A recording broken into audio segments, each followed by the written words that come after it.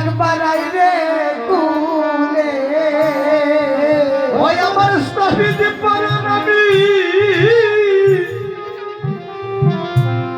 আমি শীতল করি রে ও তুই মা বলিয়া আইরে কুলে ভবতারে আমার তাবিদ বনা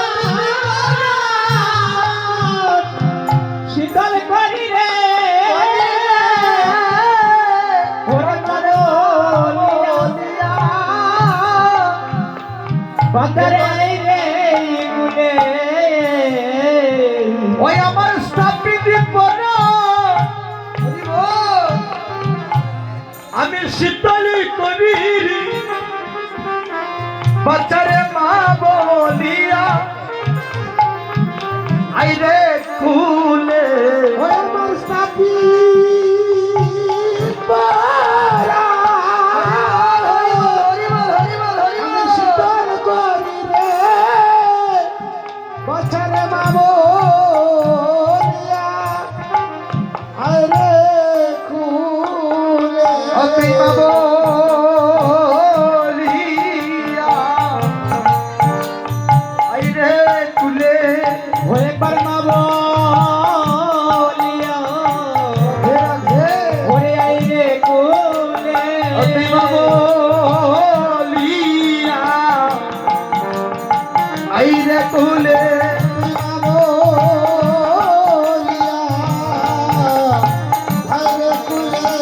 আমার স্থাপিত পরাণ শীতল করি রে মা বলিয়া আইরে কুলে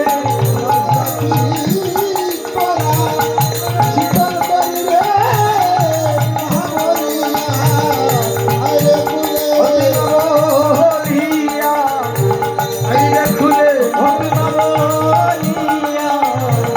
আইরে কুলে শীতল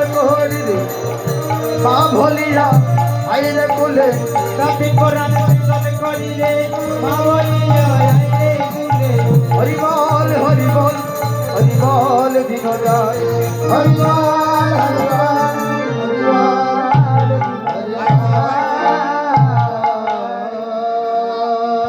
তরুণী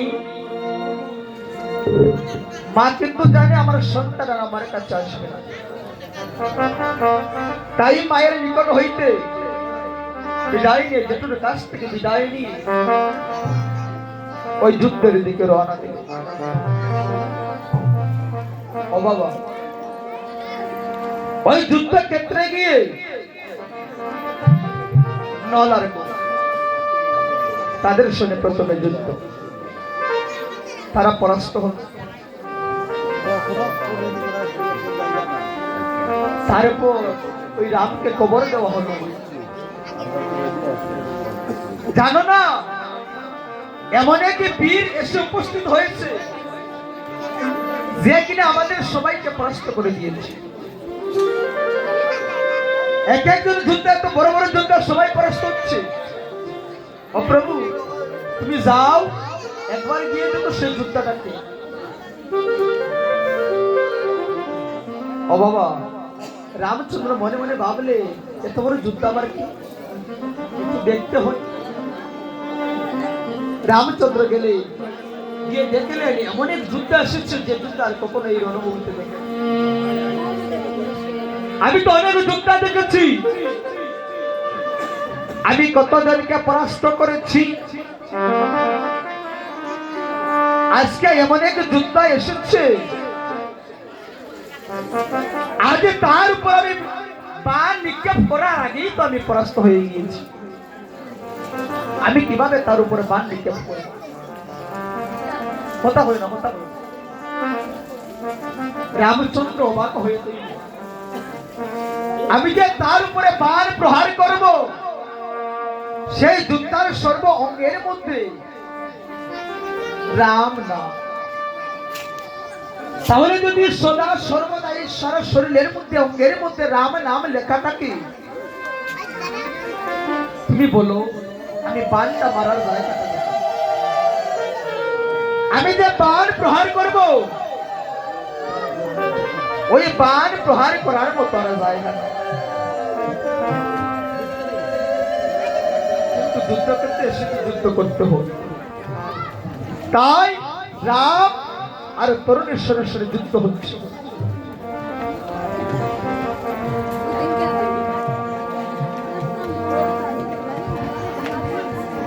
রামচন্দ্র যদি যুদ্ধের জন্য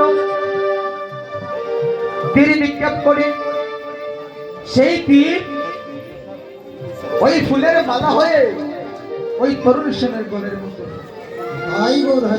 যত বার প্রহারী করছে, কোনো কানেই কাজ হচ্ছে না। আর হঠাৎ করে বিভীষণ বললে, হে প্রভু গো, ওই সন্তানটাকে যদি তুমি বধ করিতেই হয়, তাহলে আমার কথা অনুযায়ী কাজ করো। কিভাবে? বলছে তাকে যদি বধ করিতে হয়, তাহলে বৈষ্ণব বাণের প্রয়োজন আছে। তুমি তাকে বৈষ্ণব বাণের দ্বারা প্রহার করো। রামচন্দ্র ওই বৈষ্ণব বাণ দিয়ে প্রহার করে ওই তরুণ সেনকে বধ করেছে। ও মা, যত যোদ্ধারা ছিল সবাই যখন বধ হয়েছিল, এই যে বিভীষণের নয়নে কোনোদিন জল আসে না। আজকে বিভীষণের নয়নে জল চলে এসেছে। ওই বিভীষণের নয়নে জল দেখিয়া ওই রামচন্দ্র বিভীষণকে বললেন, বিভীষণ, এই লঙ্কায় অনেক যোদ্ধা বধ হয়েছে, তোমার নয়নে কোনো জলই দেখি নাই। বিভীষণ, আজকে তোমার নয়নে জল কেন? আজকে তুমি কাঁদছো কেন? তুমি আমার কাছে বলে। বিভীষণ বললেন, প্রভু তুমি জানো না, আজকে যাকে তুমি বধ করেছ সে যার কেহ নয়, সে যে আমার সন্তান। প্রভু গো, এই জগতের সন্তান যদি মারা যায়,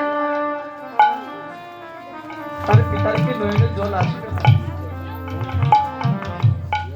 বিভীষণ, এটা তুমি কি করলে? তুমি যদি আমাকে আগে বলতে সেটা তোমার সন্তান, তাহলে আমি তাকে বধ করতাম। তুমি একজন পিতা হয়ে তোমার সন্তানকে মৃত্যুর মুখে ঢেলে দিলে। বিভীষণ, তোমার কাছ থেকে আমি জানতে চাই কারণটা। ওই বিভীষণ রামকে বললেন, প্রভু আমি জানি আমার সন্তান রাক্ষস বংশে জন্ম নিয়েছে, আমার সন্তান উদ্ধারের জন্য আজকে তোমার চরণে আমি শরণাপন্ন করে দিয়েছি। অর্থাৎ তুমি তাকে বধ করো, সেজন্য তোমার চরণে বধ হয়ে সদা সর্বদা তোমার চরণে স্থান। প্রভু গো, আমি তোমার কাছে কিছু চাই না, আমি শুধু একটা কথা চাই। কি কথা? প্রভু, জনমে জনমে আমার তরুণ সেনকে তোমার চরণে রাখি। হরি বল, হরি বল। তোমার চরণ ছাড়া যেন হয় না, তোমার চরণে আমার সন্তানটাকে স্থায়ী। রামচন্দ্র বললেন, আমি কথা দিলাম, যুগে যুগে এই তরুণ সেন আমার সখা হয়ে থাকে, আমার পার্শ্ব, আমার ভক্ত হয়ে থাকে। তাহলে বাবা, সেই তরুণ সেন বৃন্দাবন লীলার সুবল সখা, এই কলিতে গৌরীদাস পণ্ডিত। সেই গৌরীদাসের গলায় ধরে আমার মহাপ্রভু কাঁদিতেছে। কিভাবে কাঁদছি? অগরাদার মহিমা গুণ,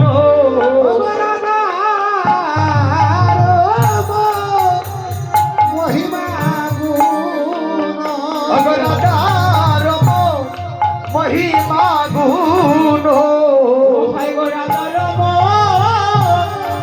মহিমা গুণ, হায় হায় রে করি কি কীর্তন, হায় হায় রে করি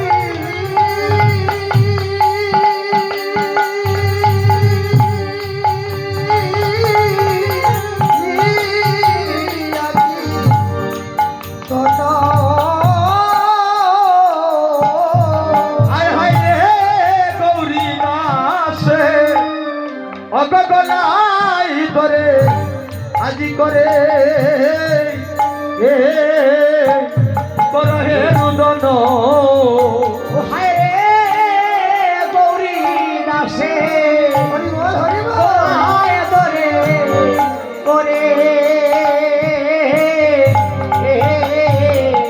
করে চেরুদন অগ শুনো শুনো অগ গৌরী দাস শুনো শুনো গৌরী দাস হায় হায় রে শুনো শুনো শুনো রে গৌরী দাস ও হায় রে শুনো শুনো গৌরী দাস ও গৌরী দাস শুনো ও আমার কথা তুমি শুনো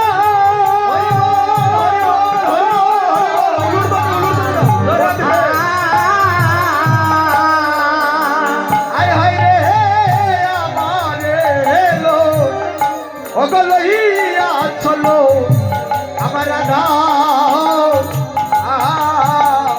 রাধায় আছে দোতা ও হায় হায় রে আমার লইয়া চলো ওরে গাইয়া যেই জতা ও গৌরী দাস রে আমারে লইয়া চলো আমার রাধায় আছে দোতা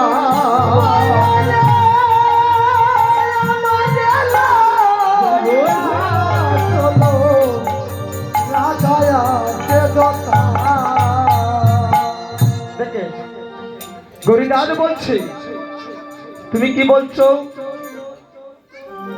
রাধারানী যেটা আছে সেটাই নিয়ে যেতে অপ্রভু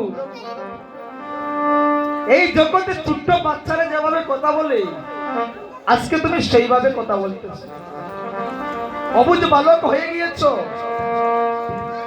বলে কিভাবে হলাম বলছে তুমি যে বলছো যেটাই রাধারানী আছে সেটাই নিয়ে যেতে তুমি কি জানো না এই কলিতে কোনো রাধারানী নেই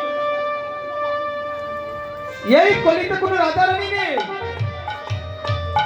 তাহলে এই কলিতে রাধারানী নেই আছে কি বলছে আছে এই কলিতে দুই অঙ্গে এক অঙ্গ বলা দুই অঙ্গে এক অঙ্গ তাতেই তো হয়েছে তুমি গৌরা তুমি একবার ভালো করেছে